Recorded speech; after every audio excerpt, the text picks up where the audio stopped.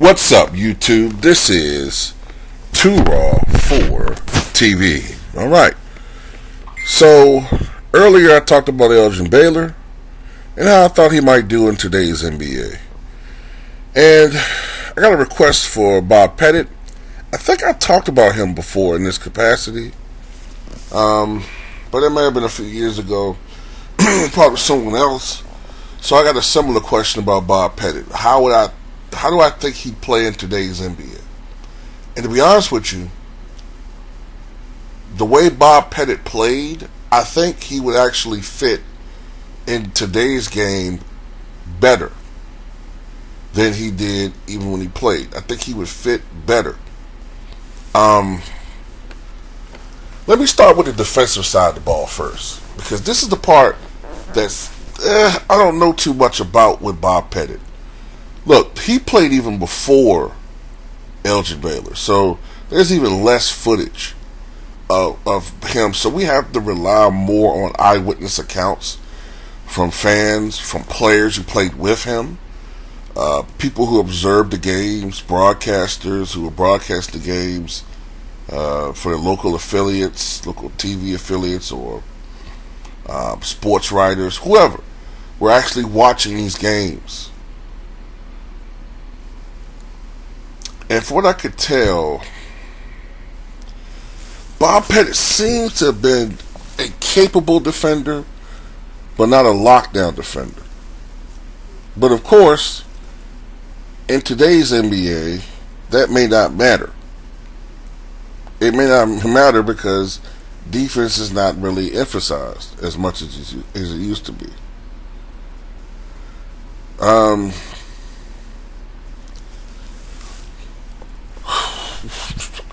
As far as what position he would play, and by the way, I don't know if I really answered that or talked about that in my video with Elgin Baylor. I just assumed through genetics and through how people are just a little bit bigger nowadays.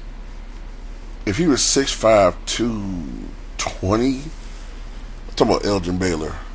You know what I'm saying? I would say today maybe he might be 6'6.5", 6'7", maybe 240. So I think he could potentially play the 3 or 4 in today's game. Maybe with a small ball lineup, even potentially at times the 5. Now back to Bob Pettit. Bob Pettit was a power forward, all right. But I believe in high school, or in college, I believe he at times played the center position, so he could play with his back to the basket. Matter of fact, when he was in high school, I believe he played with his back to the basket. Now that I think about it, initially he played with his back to the basket, but over time he had to learn how to play face up, and it took him some time. So I'm assuming, if he played today, he could play center and probably power forward, and maybe even occasionally small forward, slip into that role. Although I think at small forward he may be a bit of a defensive liability because of his less than spectacular foot speed and lateral quickness. All right. So if he was 6'9" and 215 when he first came to the NBA, remember though, he was the first NBA player to really emphasize weightlifting. He emphasized getting stronger and bigger to be able to deal with the physicality of the NBA that existed at the time. So he got up to 235, maybe 240. So he, like I said, he was 6'9", 210, 215 at one point, and then he bulked up to 235, 240. And this picture right here is when he was younger and was smaller. So it stands to reason that I could see him being today 6'10", 225, 230 and then bulking up to 255, 260. And being a beast down low. As a matter of fact, the guy that I kind of, like, in my mind compare him to, but he's a better version of, is Kevin Love. That's what I kind of think of in today's game, but a far better player. More dominant, more consistent. As good a rebounder as Kevin Love was with the Minnesota Timberwolves, Pettit was a even more tenacious rebounder.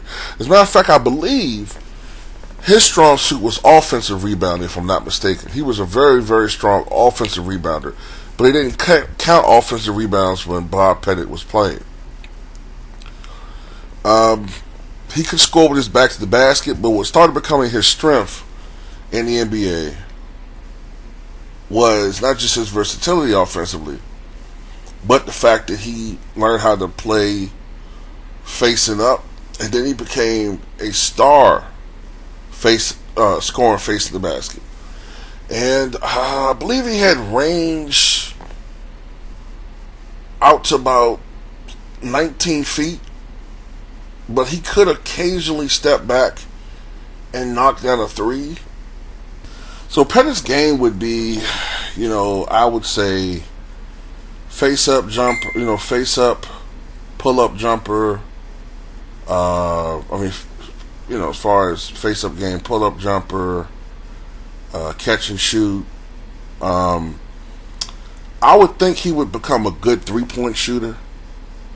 He was a great foul shooter over 80. I think approximately 78 to 82% from the line, I think, off the top of my head. I think he would be a good 3-point shooter. I don't know exactly what he would shoot, but I think, considering his shooting prowess, he would probably be a good, like, catch and shoot, open 3-point shooter. Not so much off the move, but like if he was like a catch and shoot situation, I think he would be a great 3-point shooter. I don't know what percentage, it's hard to say. Who knows? Like I said, we're just guessing here, but 36, 37%, maybe 38%. As far as his shooting percentage is concerned, it's so much easier to score today, man. These field goal percentages are so, like, inflated. So it's hard for me to see a guy shooting under 45%. I know in the era that he played in, his field goal percentage was very high. Now, I think he shot 43% for his career, but he led the NBA field goal percentage, I think, at least once, if not twice. So that actually leads me to believe that if he was playing today's era, his field goal percentage would be very high. Much, much higher. Much, much, much higher. The lack of physicality, the lack of big men in the NBA, as far as in the paint and the spacing. Wow, man, I think he would shoot probably in the mid-50s. Probably. He would get a lot of, he worked hard. He was, a workhorse, durable. He would probably get a lot of transition buckets, like as far as fast breaks. Even though because everything's pushed to the perimeter, it wouldn't be as many. He wouldn't get as many transition buckets as if he was playing in the 90s and 2000s. But putbacks, you get a lot of buckets off of offensive putbacks.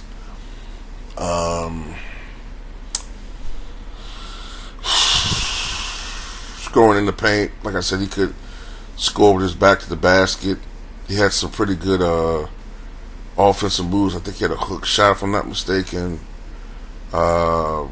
He could definitely fill it up. Gotta remember this about Bob Pettit. And he was also a pretty good passing big man. So I don't know what numbers off the top of my head right now, but he was a pretty good passing big man. 3 to 4 assists per game back in the 50s and early 60s. But anyway, well, at least 3 assists per game. But anyway, the point I was trying to make is Bill Russell said that in his opinion, Bob Pettit was a top 7 all-time player. And you might remember that interview that's on my channel that has over 1 million views when they were being interviewed by Ahmad Rashad. When he named his all-time starting five, he had a Bob Pettit, I believe, as an alternate, or at least, or either as an alternate or in his top five. So that's how much he thought of Bob Pettit. Yeah, remember, Bob Pettit won the only championship.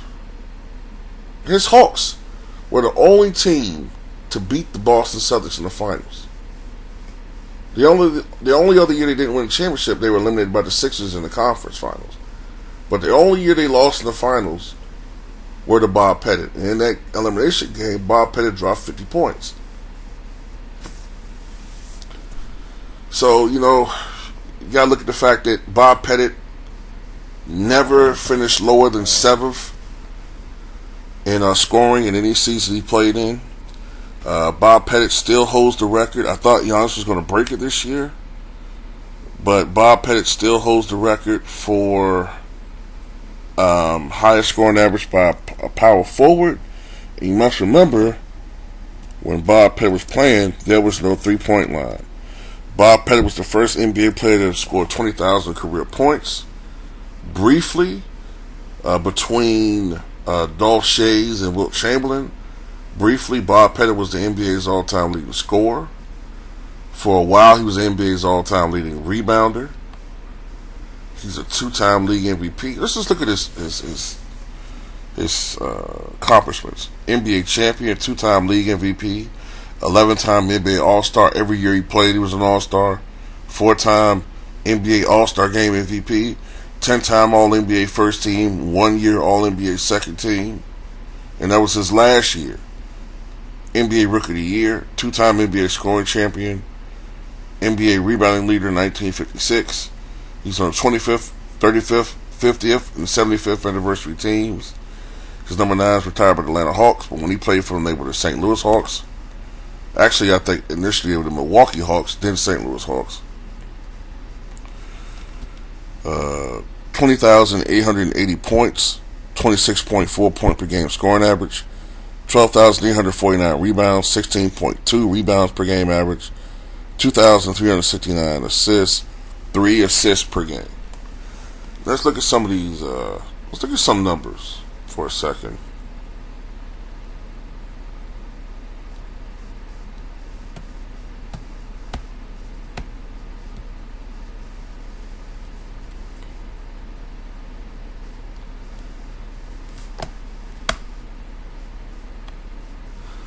Alright, so he played in 792 games. And when he played in all 72 games his rookie year, all 72 games his second year, only missed 1 game his third year, only missed 2 games his fourth year, played in all 72 games his fifth year, played in all 72 games his sixth year.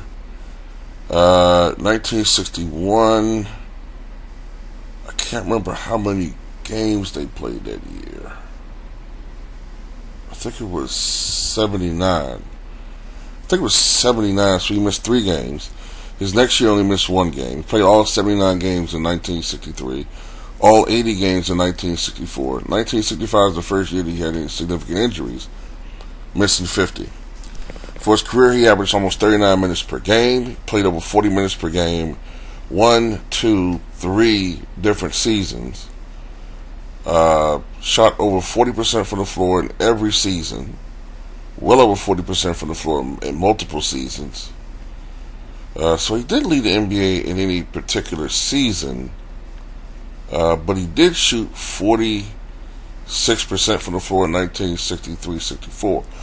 So anyway, when I'm looking at his field goal percentages, they're pretty close to league average. And in some seasons it's above league average. And considering that he averaged 21 shots per game, let's do something right quick. I just like to back up stats to emphasize my points.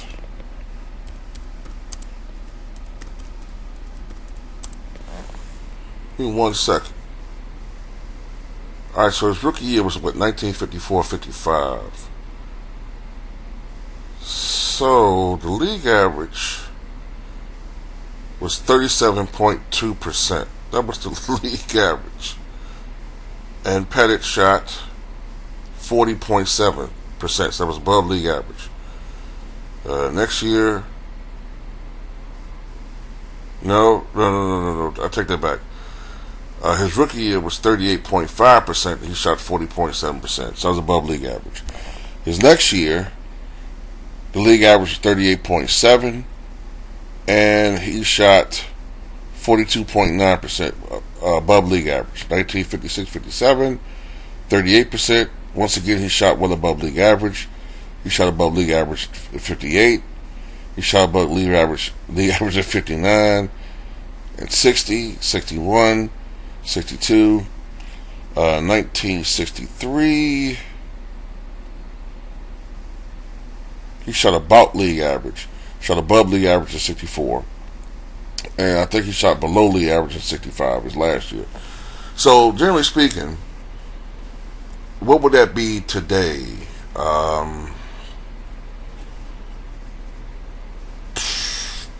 Over 50% each year? So that's why I was saying I think that his field goal percentage would be a lot higher today, considering league average back then. And with the addition of the three-point shot, the spacing that's available today, with all the shooters that are available now in the league. When he first came to the NBA, the league was just starting to become a faster-paced league because of the shot clock. So, I don't know. I would assume that he would probably be a guy averaging over 30 points per game. He won 2 scoring championships, so I think it's very conceivable that he would probably average 29 to 33 points per game, maybe.